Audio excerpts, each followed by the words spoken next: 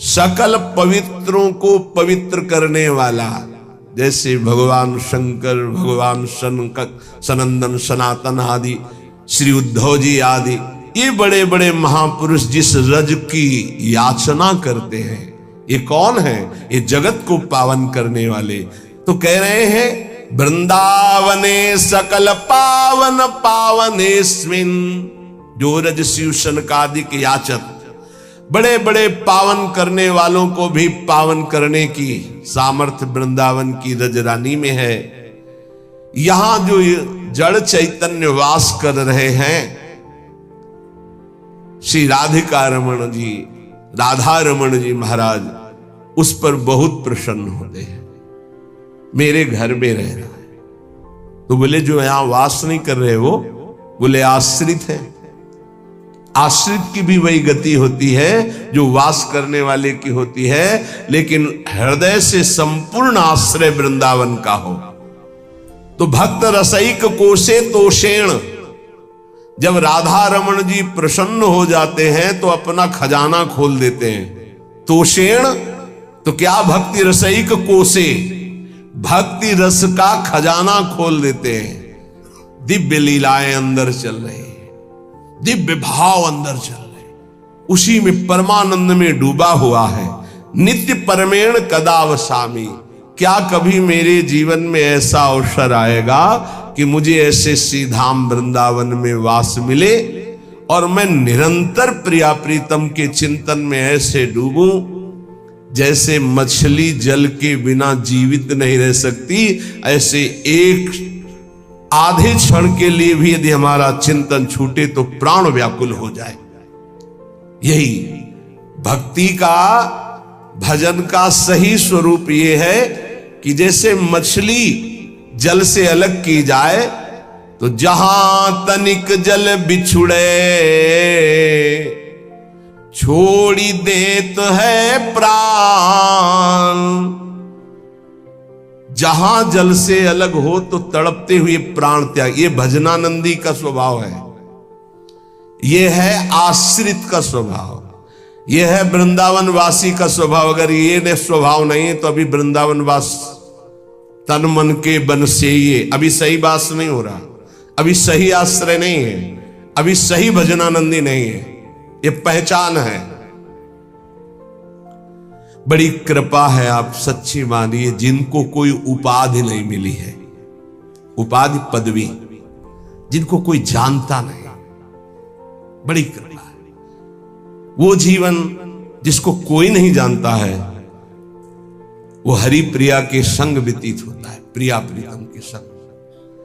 कहीं कोई चिंतन जाने की गुंजाइश ही नहीं, कोई जानता ही नहीं, कोई प्रणाम नहीं, कोई नमस्कार नहीं, कोई बात नहीं करता, कोई नहीं बात करता, कभी कोई राधे राधे नहीं कहता,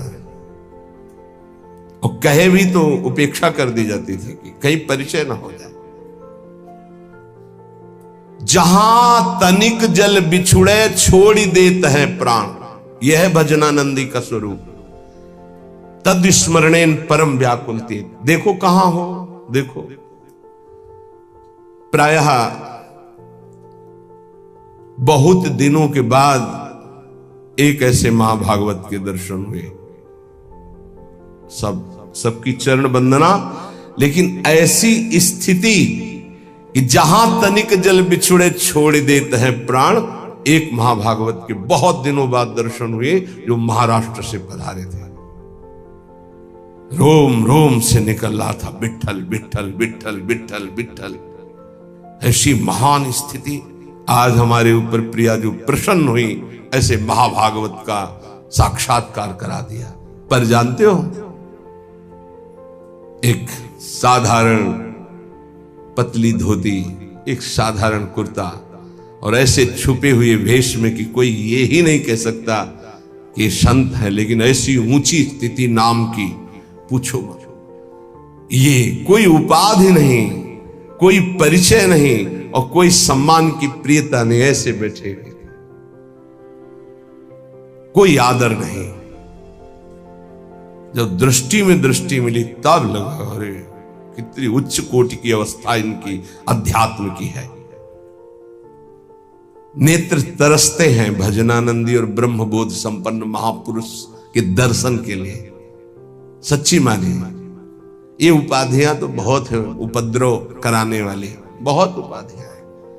उपाधि रहित महापुरुष, खास बात है, उपाधि रहित महापुरुष, देहाध्यास रहित महापुरुष, भगवत चिंतन में डूबा हुआ महापुरुष, तत्वबोध महापुरुष, ये अंगुलियों में गिने जा सकते हैं, ये सैकड़ों की संख्याओं में नहीं होते।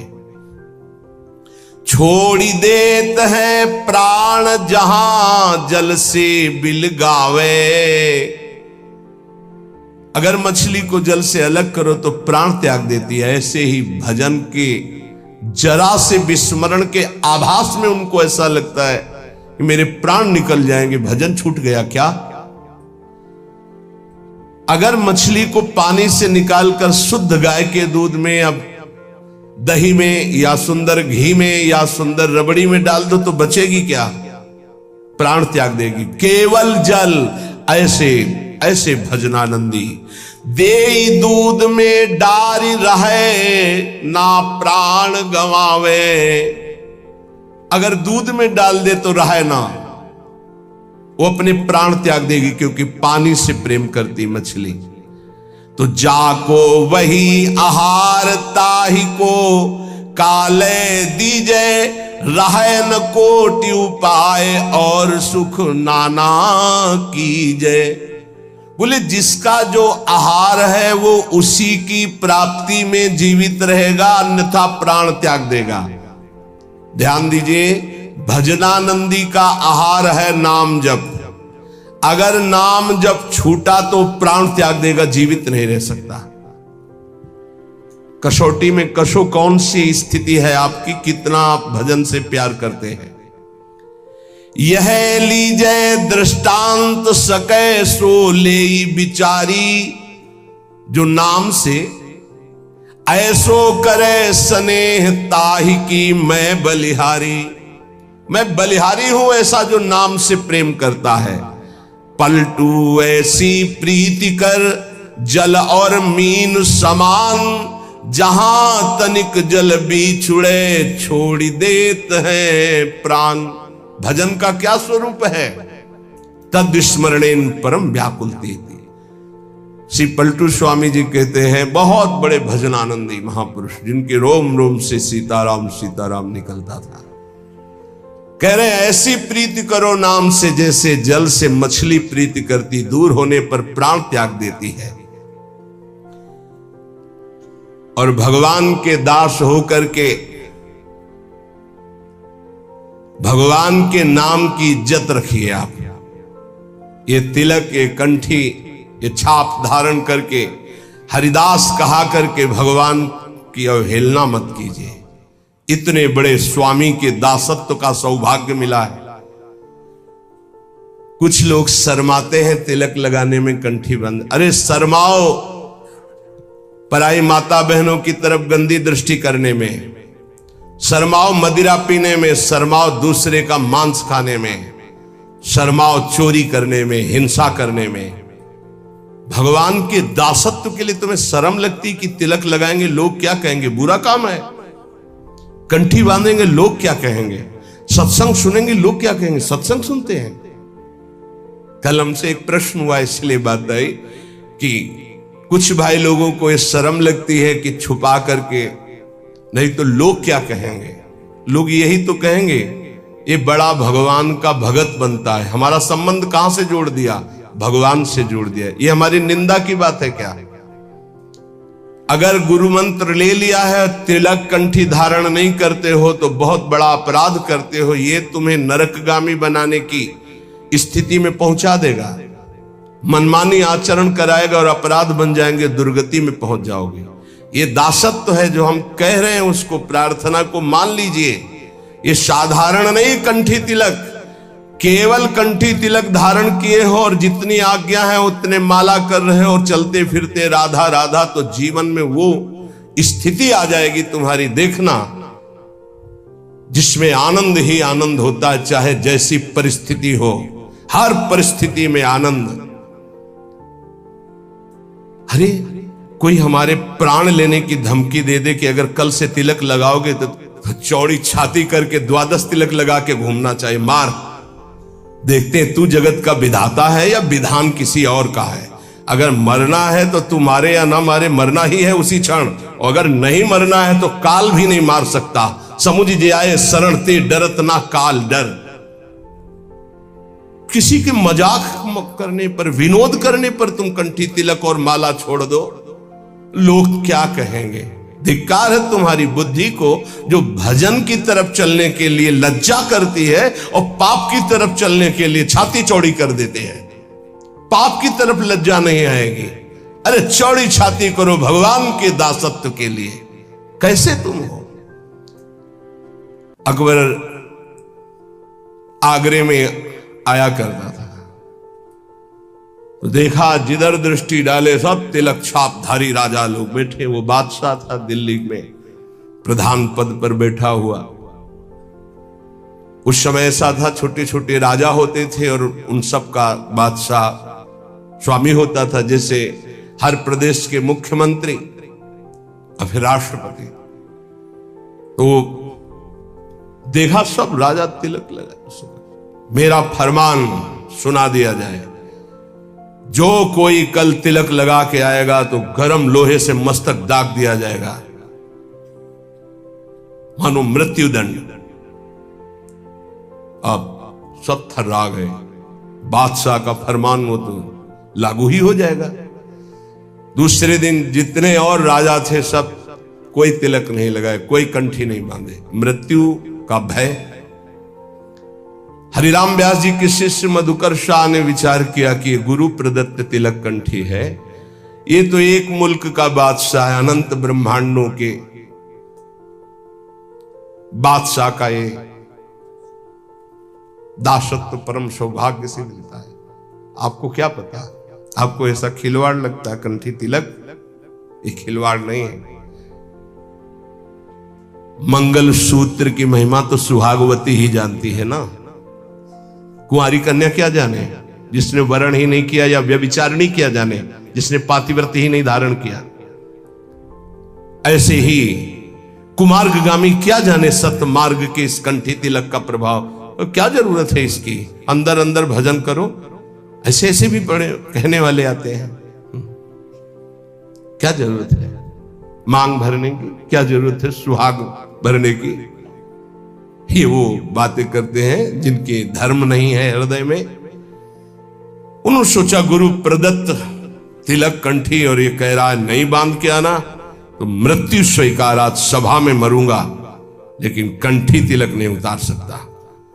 पहले तो अंगरखा पहन के जाते थे, तलवार लगी हुई, आज सब उतार दिया, केवल नीचे की धोती, 12 तिलक, तलवार खोस कर गए।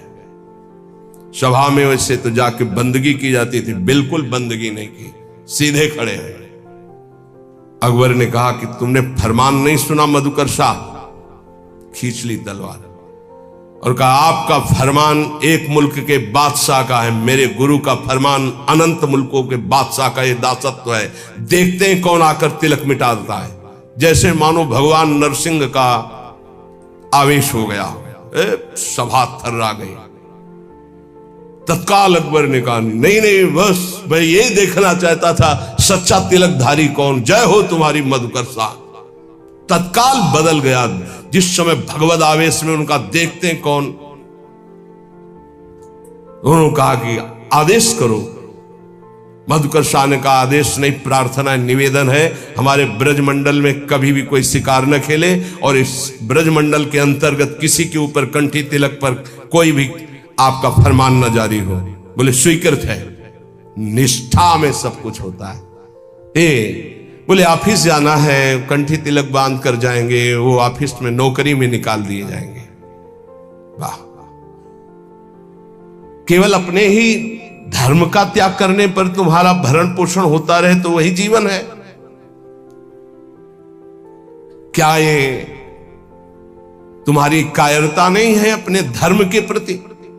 केवल शरीर पोषण के लिए अर्थ मिले, भोग वासना और धर्म का क्या महत्व रहा? हम अपने धर्म के लिए प्राणों को, अपने राष्ट्र के लिए प्राणों को समर्पित करें तो हमारी जय। ये सूकर कूकर भी उदर पोषण करते हैं, ऐसे अर्थ कमाकर उदर पोषण कर रहे हो और न धर्म न राष्ट्र, तो मतलब क्या रह गया? हरि को दास कहाए के गुनाह करे ना कोई। ये ध्यान रखना चाहिए। भगवान के दासत्व की इज्जत रखो। कंठी और तिलक लगाए हो, तुम कहां खड़े हो, तुम क्या बोल रहे हो, तुम्हारा आचरण क्या है, ये बहुत सावधानी से समाज देखता है। आपकी बात, आपका खड़े होना, आपका बैठना, क्योंकि आप हरि के बहुत बड़े के दास हैं, पार्षद है। तो संत महापुरुष जन कह रहे हैं, भगवान के दास होकर भगवान की इस दासत्व की इज्जत रखो, मर्यादा रखो। तुम कौन हो? बोले हरि का दास हो। कहां खड़े हो, क्या कर रहे हो, क्या बोल रहे हो, क्या खा रहे हो, कौन सा आचरण कर रहे हो? उस समय सोचो मैं हरि का दास हूं, क्या ये उचित है करना?